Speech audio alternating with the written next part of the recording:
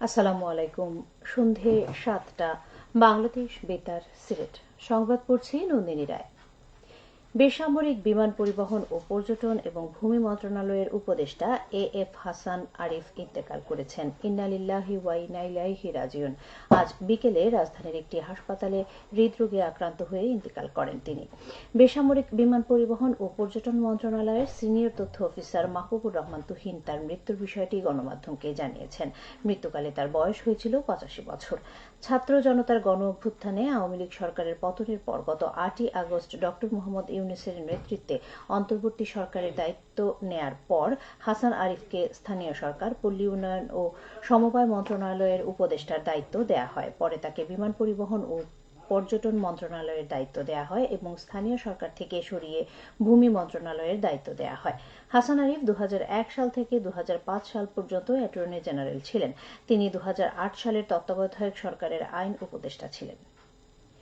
মৌলভীবাজারে আজ স্থানীয় শহীদ দিবস পালিত হয়েছে। এই উপলক্ষে আজ সকালে জেলা প্রশাসন, মুক্তিযোদ্ধা কমান্ড কাউন্সিল, বিভিন্ন রাজনৈতিক, সামাজিক, সাংস্কৃতিক সংগঠন, জেলা পুলিশ মুক্তিযোদ্ধা স্মৃতিসৌধে পুষ্পস্তবক অর্পণ করেন।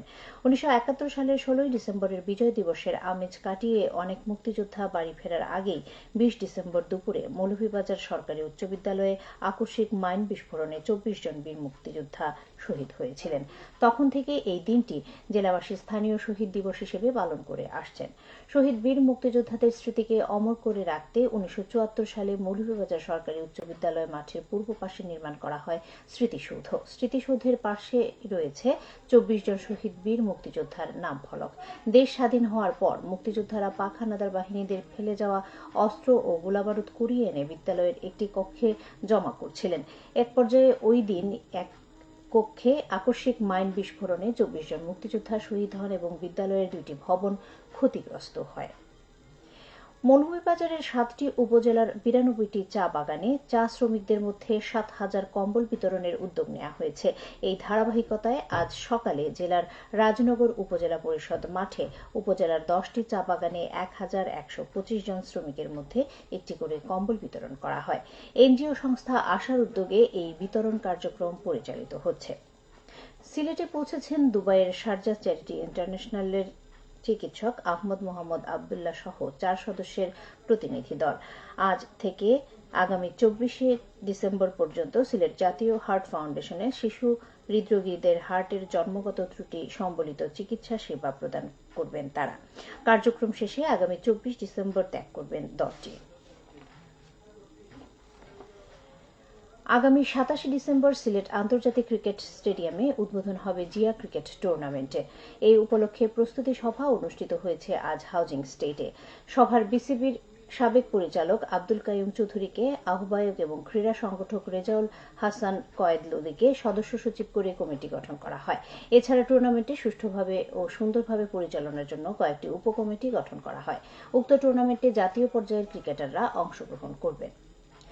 মৌলভীবাজারের বড়লেখা উপজেলা মৎস্য অফিস কাম চাষী প্রশিক্ষণ কেন্দ্রের নির্মাণ কাজ এগিয়ে চলছে। এতে ব্যয় হচ্ছে প্রায় ২.৫ কোটি টাকা। ৪তলা ভিত বিশিষ্ট দুতলা এই ভবনের ৭০% কাজ ইতোমধ্যে শেষ হয়েছে।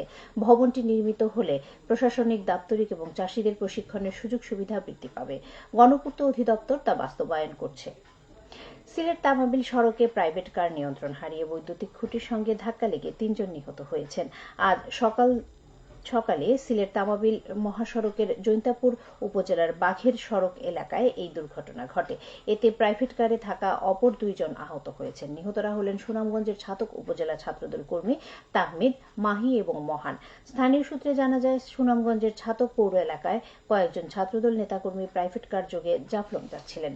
জৈন্তাপুর থানার ওসি আবুল বাশার মোহাম্মদ বদরুজ্জামান জানিয়েছেন, গাড়িতে ৫ জন যাত্রী ছিলেন।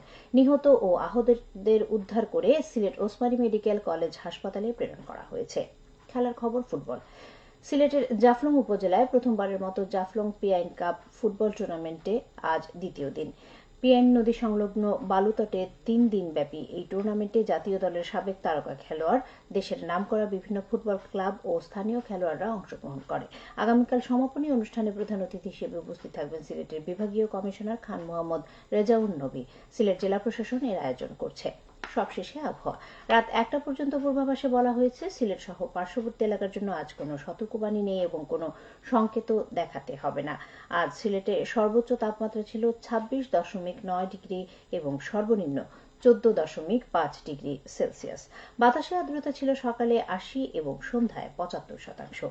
আগামীকাল সিলেটে সূর্যোদয় হবে ভোর 6টা বেজে 33 মিনিটে এবং অস্ত যাবে সন্ধে 5টা বেজে 8 মিনিটে।